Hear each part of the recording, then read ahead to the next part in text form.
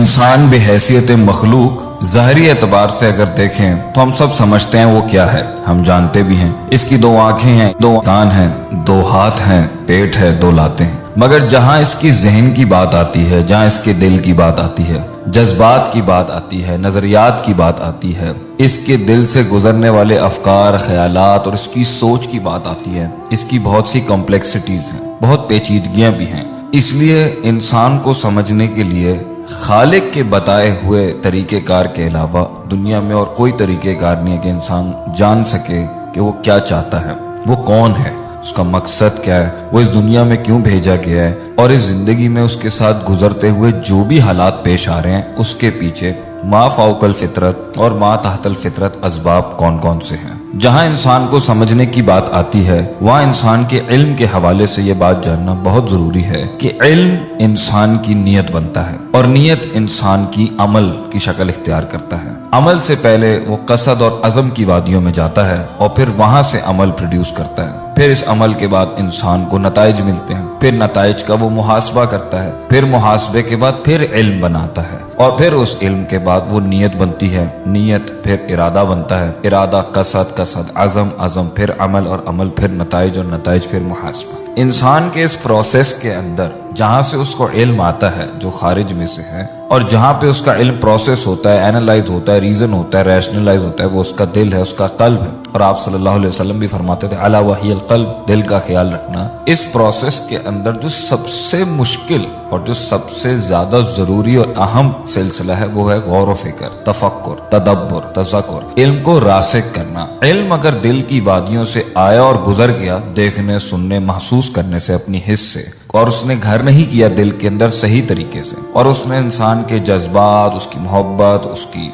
امید، اس کا غضب، اس کا غصہ، اس کی جیت، ہار، دنیا، اللہ، یہ کائنات اور اپنے بارے میں اور زندگی کے سفر کے بارے میں اس نے وہ معلومات کو درست نہیں کیا جو ٹھیک ہے، اور اس کو باہر نہیں کیا جو غلط ہے، تو انسان مزید پستیوں اور گہرائیوں اور اندھیروں میں ڈوبتا چلا جائے گا۔ اور دوسرا مسئلہ اس علم کا یہ ہے جو انسان کے سینے میں ہے، جو غور و فکر سے آتا ہے، وہ یہ ہے کہ یہ راسخ ہی تب ہوتا ہے، یہ ایک اونٹ کی مانند ہے جو نخیل سے اپنے آپ کو چھڑا کے بھاگتا ہے۔ اس کو پکا کرنے کی بڑی سخت ضرورت ہوتی ہے، اور تبھی جا کے یہ یقین کی شکل اختیار کرتا ہے، شکوک سے آزاد ہوتا ہے، شبہات سے آزاد ہوتا ہے، اور اس کی محنت کرنے میں اور اس کے عزم اور ارادے میں وہ طاقت ملتی ہے اندر کی دنیا سے جو جسم کی ظاہری حیثیت اور طاقت کو ضرورت بھی ہے۔ لیکن انسان جب غافل ہوگا، کاہل ہوگا، سست ہوگا اور فضول شغل کے اندر اپنے آپ کو مصروف رکھے گا تو ظاہری بات ہے وہ علم جو اسے آیا ہوتا ہے وہ اس کے دل میں گھر نہیں کر پاتا۔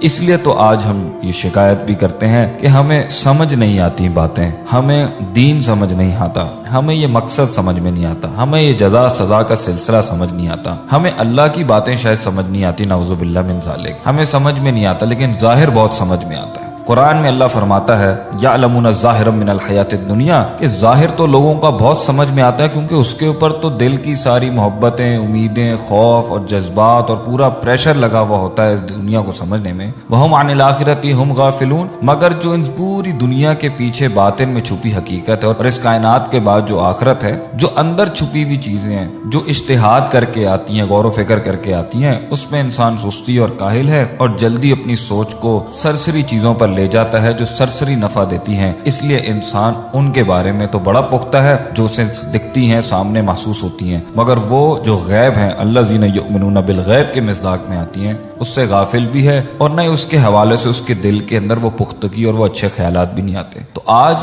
یہ شک شبہات اور یہ دل لگی جو نہیں دین سے بن پاتی، اس کی وجہ ہی یہی ہے کہ ہم ٹائم نہیں دیتے، ہم وقت نہیں لگاتے، ہم سوچتے نہیں ہیں۔ علم کو نیت، نیت کو محبت، محبت کو امید، امید سے جڑا خوف، خوف سے جڑی جہنم، امید سے جڑی جنت، ان سب سے جڑا اللہ سبحانہ و تعالی، یہ مخلوق، اس میں گزرتا سفر، اس میں تکلیفیں، ان کے مائکرو میکرو کینوسز، یہ سب چیزوں کے اوپر اگر ہم بیٹھ کے غور و فکر نہیں کریں گے اور ایک بھیڑ چال کی طرح بھاگتے جائیں گے صرف 4-5 اشیاء جو زندگی کے اندر سکسیس اور جیت کا نام دے دی گئی ہیں، تو انسان سے، مسلمانوں سے پھر آج کیا پروڈیوس ہوگا؟ اس کے بالمقابل دوسری دنیا اور دوسری تہذیبوں کے اندر جہاں فقدان تو ہے زندگی کے معنی دینے میں، جہاں فقدان تو ہے زندگی کو ایک ریسورسفل، ایک اسپرچل اور روحانی معنی دینے میں، لیکن تفکر، تدبر کے باب کے اندر जिस भी हद के अंदर उन्होंने मेहनत की, आज वो उस मकाम तक पहुंच चुके हैं। मुसलमान आखिरत और दुनिया, मादी और हिस्सी, रूहानी जिस्मानी, हर एलिमेंट के ऊपर अगर तफक्कुर करें, गौर व फिक्र करें, एफिशिएंसी इफेक्टिवनेस के साथ